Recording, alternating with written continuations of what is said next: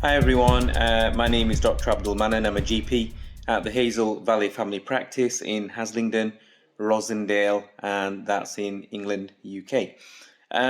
We spoke about Ramadan, whether you should fast or not, in my last video. I wanted to follow this up with a bit of advice, I guess, on how to prepare for Ramadan.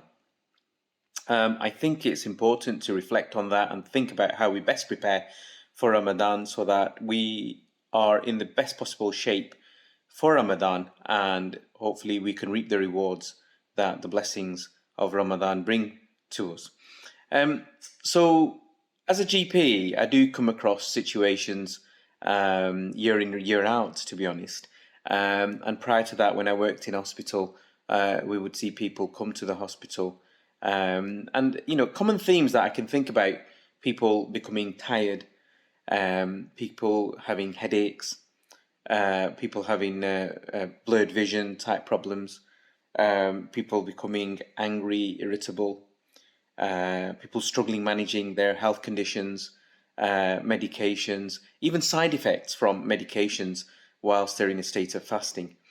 So I always feel that, and it's certainly something that I've thought about over the years, and having implemented quite a lot of it myself in my own life, in advising my patients, my family, my friends, I've found over the years that it's paid dividends in helping us to fast well. And don't get me wrong, listen, millions of us, thousands, millions of us across the world fast every year. And of course, people who fast as well for non-religious reasons, they do it all the time. It's doable. There's nothing that difficult about fasting, right? So I'm not trying to make a big deal out of it. But it's like anything, I guess, is that as Muslims, and that's why you're fasting in Ramadan, right? It's an obligation. It's an act of worship. And we're told that keep yourself in the best state of health so that you can worship, you can perform your duties as best as possible. So if you're physically fit and well, then you can pray, then you can do the things that you want to. You can go on Hajj, and you can do various acts as a Muslim that you wouldn't be able to do otherwise if you weren't in good health. So the same really applies as far as I'm concerned when it comes to Ramadan. So, if you are fit and if you're well, then I think you'll do you'll reap the rewards of Ramadan better. You'll be in better shape. You'll be able to perform your prayers. You'll be able to read, recite the Quran, du'as, your extra prayers, and so forth. And last, the pace of Ramadan. As you all know, it's not 1 or 2 days. We fast in Ramadan for the whole month, and that could be in some years 21 days, and other years 30 days. So it's a bit like a marathon, I guess. You have to pace yourself, you have to time yourself, you have to, stay organized. So it's important to reflect on it and kind of make sure you've got a plan, basically. And before you start in any journey, if you was to prepare for a marathon, for that matter, you'd prepare, wouldn't you? You'd make sure you're in the best possible shape for the spectacle itself. So in that spirit, what I tend to advise myself, my family, my friends, colleagues, patients, is first of all, like I said in the previous video, should you fast at all? Because there are dispensations in Islam. If it should you fast or not? If you shouldn't fast, then there are ways to expiate, to give fidya and so forth, so that you don't have to fast.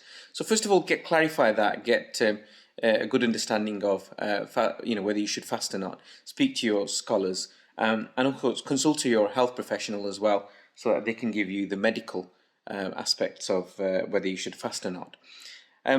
If you decide that yes, you can fast and you will fast, then prepare yourself. And I tend to give my close ones, my patients, these few tips really. And that's what I'm going to share with you. So one of the things I do is, first of all, I try to get into the spirit of Ramadan, and to do that in Shaban, the month before, I try to do, the odd fast. And as you know, it's sunnah as well. To do that, and I always, there are issues, about reward and so forth, but I've always thought, is this some kind of a practice thing that the Prophet ﷺ kind of brought on us, I guess, which is a good thing, isn't it? In that if you was to run a marathon, you wouldn't just go and do it. You'd prepare, you'd pace yourself, and you build up to it.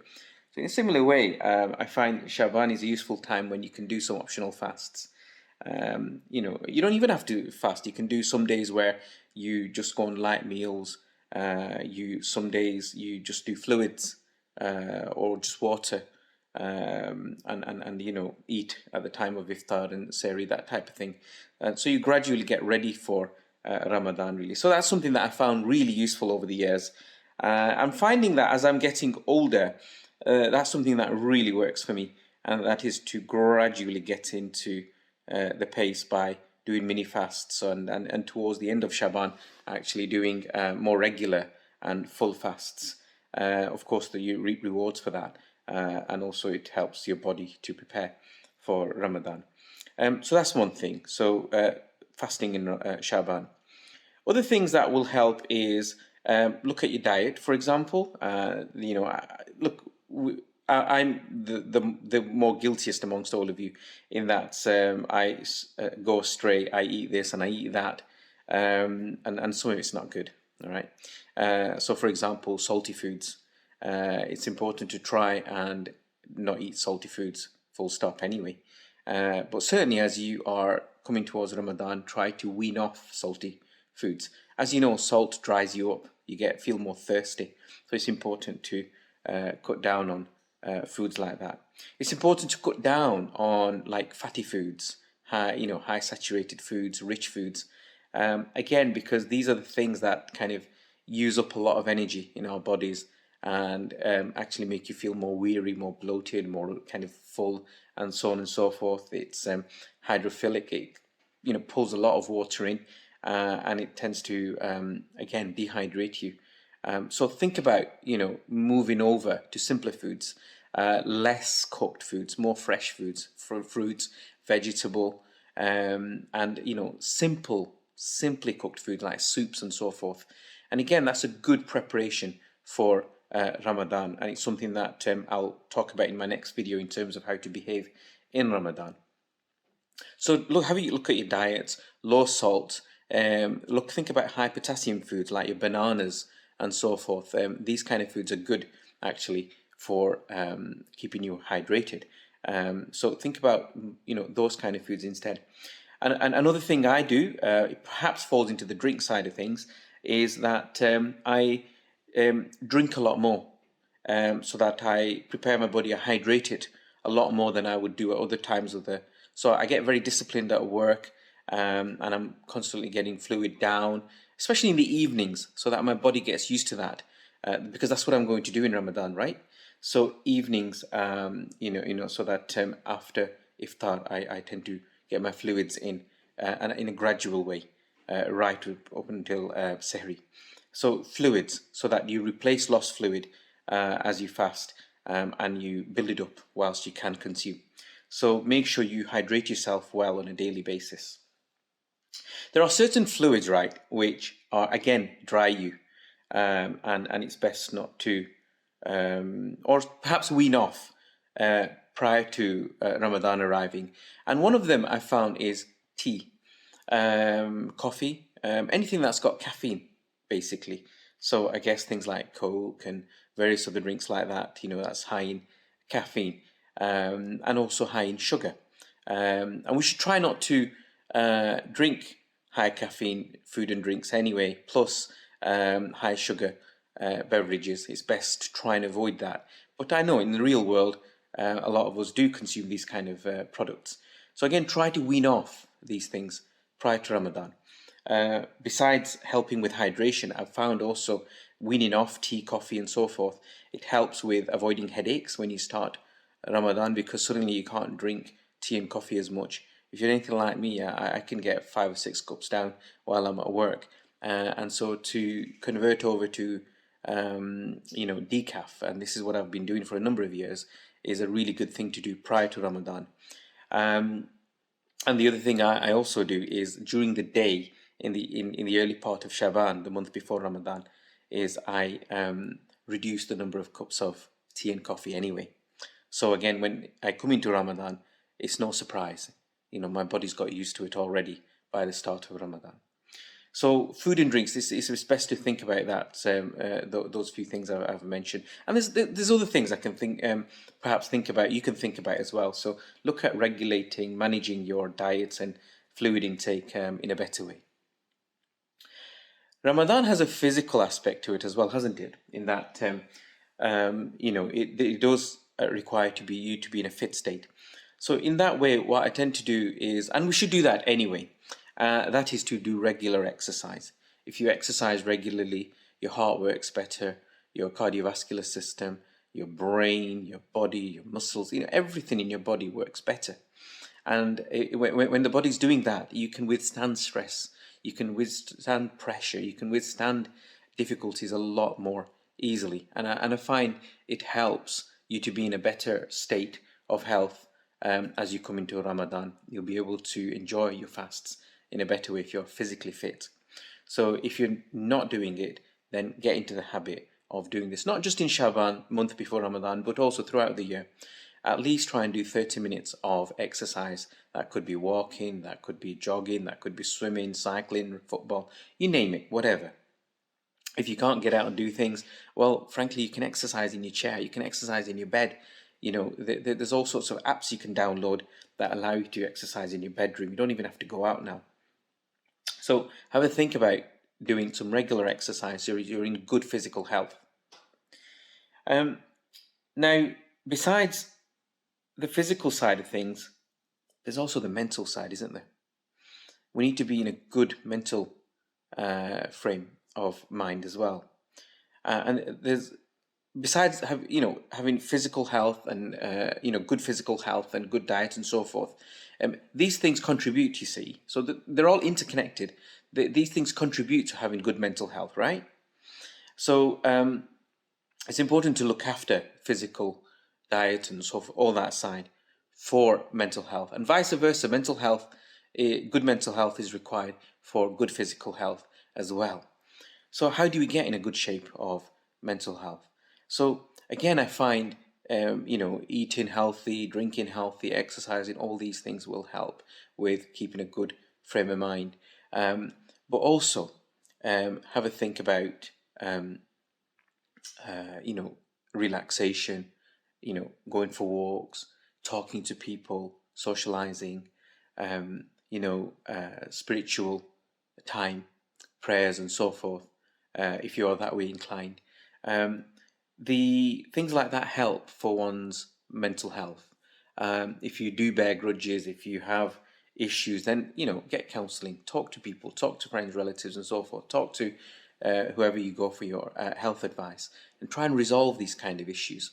And of course there are mental health issues which need considerably more input, and certainly as a doctor and as a GP, I know full well that some things need so much more input. So it's not to belittle these issues at all, but what I'm saying is make sure you try and be at the best possible mental health before as Ramadan approaches.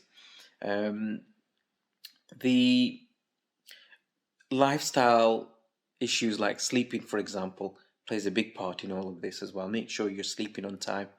Also think about a routine, how you're going to behave in Ramadan as well, because all this carries on into Ramadan, i.e. when am I going to sleep, when I'm going to wake up, being organized with your food, meals, being organized with your exercise routine, work as well. Have a think about work. Are you going to stop work? Are you going to carry on? Of course, we are advised, we are, religiously and also in a worldly sense, it makes sense to continue to work, right? So we don't just give up work, do we? We all carry on. But what you could do thinking is, can I make my work-life balance more minimal, more manageable, so that I can enjoy Ramadan in the best possible way? So that's something to perhaps reflect on. I know I kind of move my work schedule around. I don't reduce work. I don't believe in reducing work in Ramadan personally, and I think in Islam, we're advised to continue, everyday life as we are doing. It's not a time to hibernate. Ramadan is not to hibernate and sleep all day. No, it's not. It's about continuing to do what we do. But actually, if anything, I would say, I'd probably do more in Ramadan, i.e., engage in charitable work, engaging in social and community work, these type of things. I also mentioned earlier about medications and things that you have to take, I guess. So you may be asthmatic, you need the inhalers. You may have diabetes, so you need your diabetes tablets. You may have blood pressure, and you need your blood pressure pills. Similarly, there's numerous conditions where medications have to continue. That doesn't necessarily preclude you or stop you from fasting, right? I mentioned in my previous video, um, you don't have to stop fasting just because you have a medical condition. It's the severity of that condition we talk about. But what would help is if you speak to your health professional to get advice on, can you make adjustments to your medication during Ramadan. So, for example, when should you take a tablet? When, can you not take it? Can you change doses? Can you move it to a different time of the day? So we can make adjustments, you see, to help help you to fast more easily. Sometimes it's not possible, but other times it can be. So diabetic medications can be adjusted through the day based on the fact that you may not consume as much. Well, you're not supposed to consume as much in Ramadan, but it's worth having this discussion with your doctor. So I hope it was useful. The video. Let me know what you think. If if I've missed something off, it's not because I wanted to. It's just I'm doing all. It's just off the cuff, really. Any feedback's appreciated. I hope the information I've given is of use to you. Do enjoy your Ramadan, and all the very best.